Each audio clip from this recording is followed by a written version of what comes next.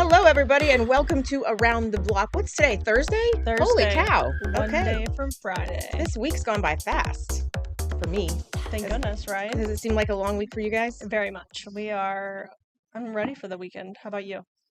Well, yeah, I'm always ready for the weekend, but I feel like, maybe it could even be Wednesday. Usually I'm saying on a Tuesday, it feels like it should be Friday. So anyway, that does happen. Yeah. It's good to be, not dreading the rest of the long work week. But anyway, we're happy you're here on Around the Block.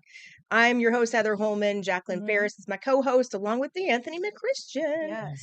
So we are talking today about back to school because it's literally around the corner. Don't take your phones. Well, you can take your phones. Just leave them off bell to bell. Yes. That's the new law. We've talked about that before.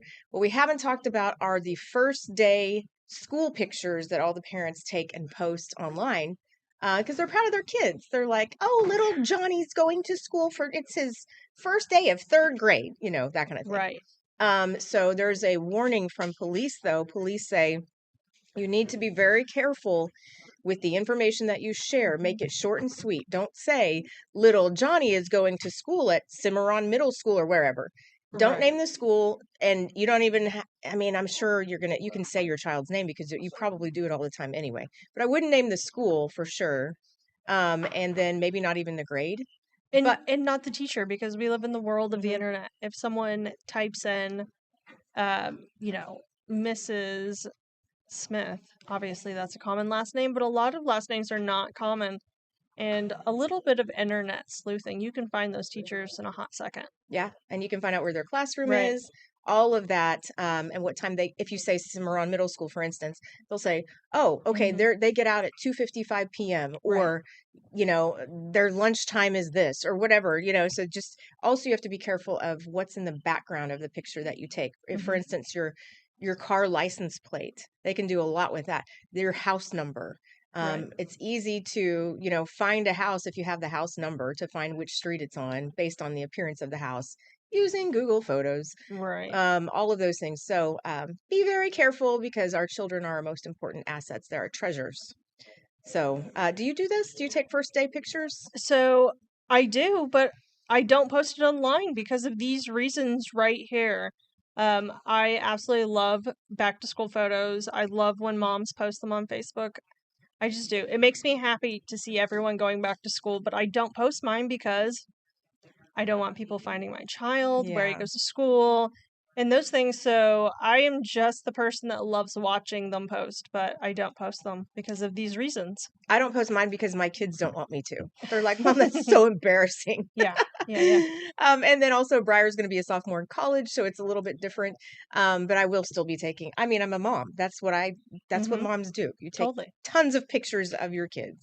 So I'm glad to hear that you do the same thing. I do. And then even what you're talking about, even the simple things, a lot of people, even public schools, have the uniforms and they have the crest on the pocket. Sure. And so you just all the little details that I think people don't think about really can make your kid findable in a flash. Exactly. So protect those babies and be leery when you're posting them online of not to reveal too much information. Which had a loud clang go on over there. And our little funky camera up here, we usually show you the overshot. It's spinning back and forth. Anthony said we can't use it today. Something's wrong with it. Do you want to just for giggles? Yeah, let's see it. It's spinning it's spinning in circles. Okay, there's the back side of the wall. Usually it's showing our newsroom, but it's turning in reverse. Okay, here it comes. It's point. I don't know why I did. I did that after the show. The ceiling. This isn't the first time it's done that. Okay. All right. Well, it's going haywire. Apparently it thinks it's a Monday instead of a Thursday. Definitely. This next story I'm pretty excited about. A new facility is bringing hope for Oklahoma families with autism in Norman. The J.D. McCarthy Center is putting the final touches on a autism ABA applied behavioral analysis clinic for children through adults. And so all ages. Yeah, at this clinic they'll have a play area, but then also a lot of real life role playing. I think this is probably one of the apartments that they have for the role playing. We just saw the bed. They're going to teach them how to make their beds. Yeah. There's a safe indoor playground so that the kids can't get hurt, and adults, if they want to also, won't get hurt. It's 14,000 square feet. So mock apartments, playrooms, classrooms for role playing, like you said. It's a way to teach people also how to do their laundry and how Mhm. to bathe and how to cook and how to make their beds. There's even, like I said, that indoor playground. Like, look how pretty that is that they're making that. So colorful and bright. That'll But be a neat place. this is really cool. My kiddo, we have autism at our household, and I do too. we, these are things that people think about, and that other families are that I've had conversations with. Just the, going and being on your own in an apartment and all the things that it requires to They'll live alone. live alone. And people on the spectrum sometimes need a little more learning to navigate those transitions. So this is really cool, and it's for kids all the way through adults. Yeah. To be able to go have these hands-on, one-on-one learning interactions in this really special environment. Sure. I don't know of the entry qualifications, or, if there's a level of, for instance, my child is level 1, if there's a level of autism that, I don't know what all the Right. prerequisites are to be able to go here. But this was a $6 million facility paid through ARPA funds. And it's just anything we can do to help our fellow Oklahomans with autism. They just think differently. That's all there is to that. And I tell my child, you know what? You're normal. We're the weird one. Because Right. she says she feels weird. And I'm like, you're not weird. You're No. brilliant. I Yes. mean, like, all of these wonderful, wonderful qualities. Just, some sensory issues and things like that, which I also have. Sure. Who doesn't? I mean, I was talking about the other day, oysters in my mouth, the sensory of that. I cannot. So, But after the grand opening on Friday, the facility clinic will be able to help more than 30 patients with one-on-one care at a time. And this is just awesome. Located in Norman. I'm very excited about this for Yeah. our community. yeah, me too. And like I said, I love all those bright colors. They almost look like gears that you could turn. Yeah. They you look know? like Lego flowers. Very cool. Yeah, very, very neat. What time it is? It is 11:08:27. 11:08. Okay, let's Yeah. do one more story here. Indiana man may break the world record for the tallest sunflower in the United States, maybe even the world. He's aiming for the Yes. world. Let's see it. If you can get, there we go. Okay, so he has to use scaffolding. Look at that owl to keep the crows This away. is cool. He has to use scaffolding because it's so tall already. His name is Alex Babbage. He calls himself an extreme gardener. So he's been tending to this sunflower in his garden in Indiana, determined to beat the North American record of over 26 feet and 5 inches. But he's already surpassed that. So now he is aiming to beat the world record of 30 feet and 1 inch that was set in Germany. So if he does it, the Americans will hold the Yes. record for tallest sunflower. Are you a gardener? I am. Well, I used to be. I am not anymore. But I really gave it a good COVID try. Had one of the COVID gardens that everyone had. For several years, I've tried to grow pumpkins, watermelons, sunflowers. And sunflowers were the only thing I was successful at. So, Yeah, watermelons take so much water. and I don't know. It just was not my skill. Yeah. I'm not a gardener. What about flowers? I am a huge houseplant person.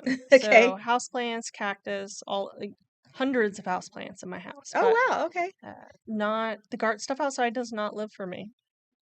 I used to be a gardener outside as far as flowers go. I've never Okay. grown vegetables or anything, but I could tell you the names of all of them, and what's a perennial, what's an annual, all these things. And then I had kids, and I was Yes. like, I no longer have The time. time. It's time. It's a real commitment. And then I would always feel so guilty when I was obviously gonna neglect the situation. Yeah, of the and garden. well, that's another thing, because the grass can grow so quickly if you don't stay on top of it into Mhm. your garden, plus weeds. And I used to think when I was married but no kids, I would think, oh, this is so therapeutic to be out in the garden and pull weeds. And Yeah. now I'm like, I don't have time for this. I Right. need to Yeah. be doing so many other things. So I don't think that I would be able to grow a sunflower because I just don't have the time. Yes. But more power to him. Hope he breaks the world record and shows Germany that USA, we can grow bigger sunflowers Yes. than you guys can. Yeah, my grandma had one, and we used to be able to go and pick the sunflower seeds out of the black head Oh, of the very sunflower. cool. Yeah, it was really neat. Yeah, I mean, last year I even had them and had just what you said, the big face sunflowers that made the little seeds. But I just didn't remember to get them in the ground this year. You said watermelon, pumpkin. What else did you do? Sunflowers. Oh, you did do some. Mhm. Okay, so, and how did your pumpkins do?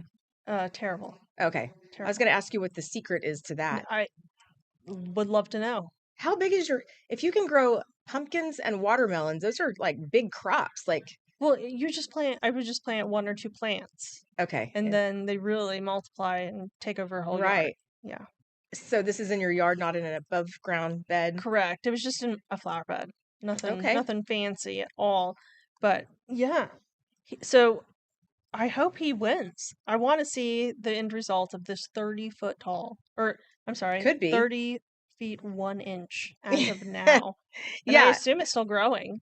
Yeah, well, that's the world record is 30 feet 1 inch. He has to Okay, beat that. okay. His is over 26 feet 5 inches, which is the United States So record. he is a few inches shy of Germany so far. Yes, we shall see. But I mean, you're dedicated if you're building scaffolding Yeah, for a sunflower. for sunflower. Yeah, good for him. All right, we're going to take a break. When we come back, can you imagine if you went to take out your trash and suddenly right there is a 20-foot live python? We'll tell you that story coming up.